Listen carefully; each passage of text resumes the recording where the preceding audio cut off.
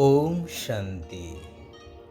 पतित पावन दुखहर्ता सुखकर्ता निराकार शिव पितांकर आज्ञाकारी विश्व कल्याणकारी संतान मानंकु आंतरिक शुभेच्छा शुभ अभिनंदन सुप्रभात। कथित अछि पवित्रता ही सुख शांतिर जननी। এই অবিনাশী সৃষ্টি নাটকর হার জিত দুঃখ সুখর খেল ମଧ୍ୟ এই পবিত্রতা আধাରରେ ହିଁ ହୋଇଥାଏ। ପୂଜା ପାଠ ମାଙ୍ଗଳିକ କାର୍ଯ୍ୟ ଆଦି ସମୟରେ ପବିତ୍ରତା ପ୍ରତି ବିଶେଷ ମହତ୍ତ୍ୱ ଦିଆଯାଇଥାଏ। ଏହାର ବିଶେଷ ନିଦର୍ଶନ ଦେଖିବାକୁ ମିଳେ ଯେତେବେଳେ ଦେବୀ ଦେବତାଙ୍କର ଆହ୍ୱାନ କରାଯାଇଥାଏ, ଯଥା ଲକ୍ଷ୍ମୀ ବ୍ରତରେ ଘରଦ୍ୱାର ପରିଷ୍କାର ପରିଚ୍ଛନ୍ନ କରି ପବିତ୍ରତାର ପ୍ରତୀକ ପଦ୍ମ ଫୁଲର ଝୋଟି ଆଦି ଲେଖି ଯତ୍ନ ସହକାରେ ଏହି ପର୍ବକୁ ପାଳନ କରାଯାଇଥାଏ। କାରଣ ଦେବୀଙ୍କର ପାଦ ଯେପରି ଅପବିତ୍ର ସ୍ଥାନରେ ନ ପଡ଼ୁ ସେଥିପାଇଁ ପଦ୍ମ ଉପରେ ପାଦର ଚିହ୍ନ କରାଯାଇଥାଏ। ଦେବୀ ଦେବତାଙ୍କର ଦର୍ଶନ ପାଇଁ ଗଲାବେଳେ ସମ୍ପୂର୍ଣ୍ଣ ପବିତ୍ରତାକୁ ଗୁରୁତ୍ୱ ଦିଆଯାଇଥାଏ। ଏପରିକି ମନ୍ଦିର ବେଢ଼ାକୁ ପ୍ରବେଶ ପୂର୍ବରୁ ପାଦ ଧୋଇବାର ପ୍ରଥା ମଧ୍ୟ ପାଳିତ ହୁଏ। ଦେବୀ ଦେବତାଙ୍କ ପାଖରେ ସମସ୍ତେ ମୁଣ୍ଡ ନୁଆଇଥାନ୍ତି ଯେହେତୁ ସେମାନେ ସମ୍ପୂର୍ଣ୍ଣ ପବିତ୍ର। ସଂସାର ତ୍ୟାଗୀ ଭିକ୍ଷୁ ସାଧୁ ସନ୍ନ୍ୟାସୀମାନଙ୍କୁ ରାଜା ମହାରାଜାମାନେ ମଧ୍ୟ ନମନ କରିଥାନ୍ତି, ଆଶୀର୍ବାଦ ଭିକ୍ଷା କରିଥାନ୍ତି କେବଳ ସାଧୁମାନଙ୍କର ପବିତ୍ରତାର ଶକ୍ତି ଯୋଗୁଁ। କିମ୍ବଦନ୍ତୀ କହେ ହାଡ଼ିପା ଯିଏକି ଝାଡ଼ୁଦାର ତାଙ୍କ ପୁଅ କହିଲା, ବାବା ମୋତେ ଗୋଟେ ଫଳ ଦରକାର। ହାଡ଼ିପା ଗଛକୁ କହିଲେ, ଗଛ ନଇଁଗଲା ଏବଂ ସେ ତାଙ୍କ ପୁଅକୁ ଫଳ ତୋଳି ଦେଲେ। ତେବେ ଏହା ସେହି ସମୟର କଥା ଯେତେବେଳେ କି ପାଞ୍ଚ ତତ୍ତ୍ୱ ସହିତ ସବୁକିଛି ପବିତ୍ର ସତୋପ୍ରଧାନ ଥିଲା ଏବଂ ସଂସାରର ସର୍ବଶ୍ରେଷ୍ଠ ପ୍ରାଣୀ ମନୁଷ୍ୟମାନଙ୍କ ଆଦେଶରେ ହିଁ କାମ କରୁଥିଲା। ତେବେ ଏଠାରେ ବୁଝିବା ଦରକାର ଏଭଳି ପବିତ୍ର ତତ୍ତ୍ୱ ବା ପ୍ରକୃତିକୁ ବଶ କରି ରଖିଥିବା ମନୁଷ୍ୟ ନିଶ୍ଚୟ ସମ୍ପୂର୍ଣ୍ଣ ପବିତ୍ରତା ଶକ୍ତିର ଅଧିକାରୀ ହେଇଥିବେ। ପୁରାଣରୁ ମଧ୍ୟ ଆମେ ଜାଣିଛେ କିପରି ସାଧୁ ସନ୍ନ୍ୟାସୀମାନଙ୍କ ପାଖରେ ହିଂସ୍ର ଜୀବଜନ୍ତୁ ମଧ୍ୟ ବଶ ହୋଇ ତାଙ୍କର ଆଦେଶ ମାନି ଚାଲୁଥିଲେ। ତାହା କେବଳ ସମ୍ଭବ ହେଉଥିଲା ପବିତ୍ରତାର ଶକ୍ତି ଆଧାରରେ।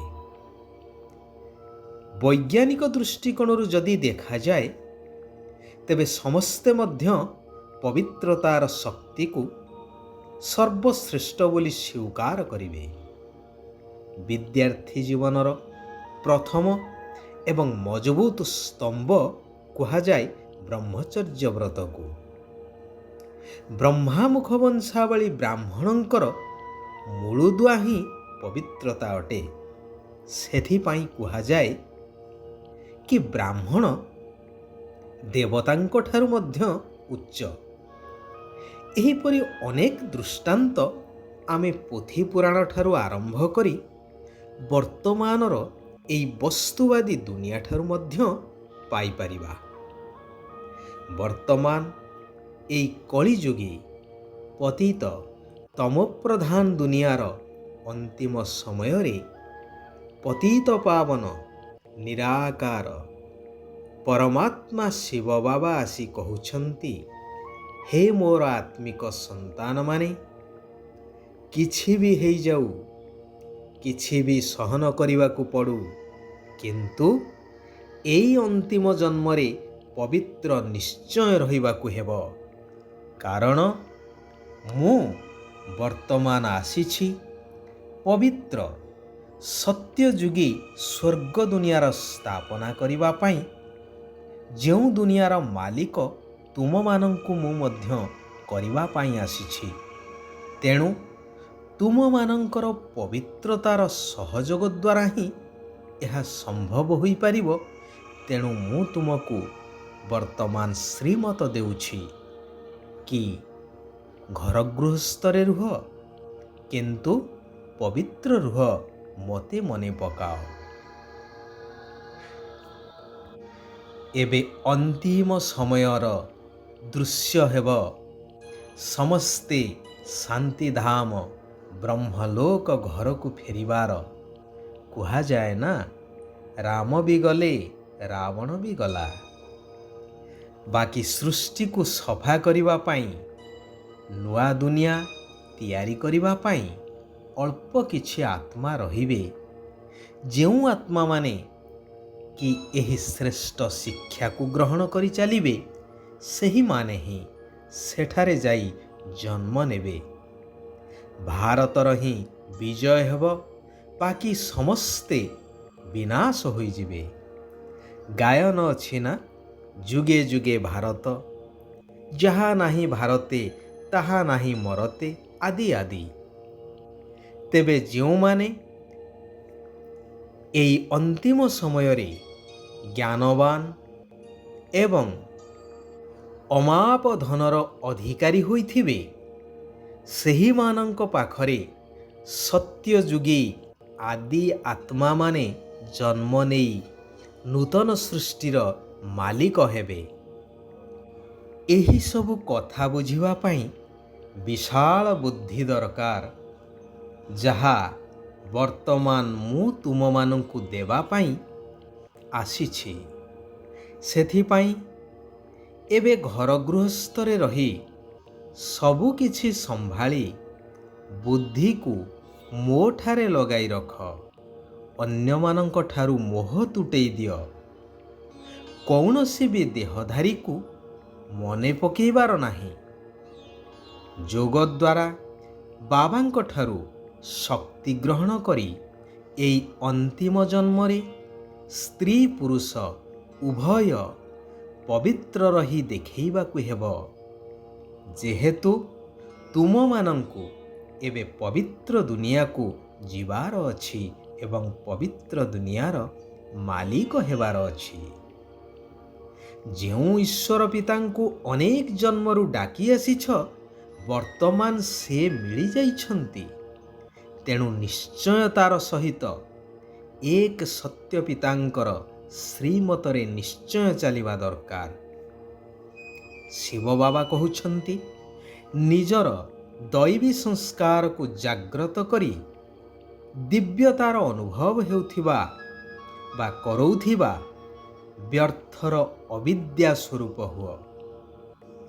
ଯେତେବେଳେ ତୁମେ ପିଲାମାନେ ନିଜର ସତ୍ୟଯୁଗୀ ରାଜ୍ୟରେ ଥିଲ, ସେତେବେଳେ ବ୍ୟର୍ଥ ବା ମାୟାର ପ୍ରଭାବରୁ ସମ୍ପୂର୍ଣ୍ଣ ମୁକ୍ତ, ପବିତ୍ର, ସରଳ, ନିଷ୍କପଟ ଥିଲ। ସେଥିପାଇଁ ତ ଦେବତାମାନଙ୍କୁ ମହାନ ଆତ୍ମା କୁହାଯାଏ। ତେଣୁ ବର୍ତ୍ତମାନ ତୁମର ସେହି ମହାନ ସଂସ୍କାରକୁ ଜାଗ୍ରତ କରି ବ୍ୟର୍ଥ ଉପରେ ବିଜୟୀ ହୁଅ।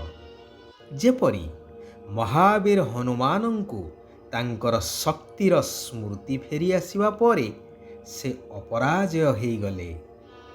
ସେଥିପାଇଁ ପୁରୁଷାର୍ଥ କରିବା ଦରକାର। ପୁରୁଷ ଅର୍ଥାତ୍ ଆତ୍ମା ଅର୍ଥେ ଶରୀର ଦ୍ୱାରା ଶ୍ରୀମତ ପ୍ରମାଣ କାର୍ଯ୍ୟ କରିବା ହିଁ ପୁରୁଷାର୍ଥ। ଗୋଟିଏ ଥର ହେଇଥିବା ଭୁଲ ଯେପରି ଦ୍ୱିତୀୟ ଥର ପୁନରାବୃତ୍ତି ନ ହେଉ। ଆତ୍ମିକ ଗୋଲାପ ଫୁଲ ହୋଇ ବିକାରୀ ଦୁନିଆ ରୂପକ କଣ୍ଟା ମଧ୍ୟରେ ରହି ମଧ୍ୟ ନ୍ୟାରା ବା ଅଲଗା ଏବଂ ପ୍ୟାରା ଅର୍ଥାତ୍ ସମସ୍ତଙ୍କର ସ୍ନେହୀ ହେବା ଦରକାର। ତେବେ କୁହାଯିବ ମହାନ ଦେବାତ୍ମା ହେବାର ଯୋଗ୍ୟ। ଆଚ୍ଛା, ଆଜି ପାଇଁ ଏଇଠାରେ ଆମେମାନେ ବିରାମ ନେବା। ସାରା ବିଶ୍ୱର ଆତ୍ମାମାନଙ୍କର କଲ୍ୟାଣ ହେଉ। ସମସ୍ତେ ସୁଖ ଆଉ ଶାନ୍ତିର ଅନୁଭବ କରନ୍ତୁ। ଓମ୍ ଶାନ୍ତି, ଓମ୍ ଶାନ୍ତି, ଓମ୍ ଶାନ୍ତି।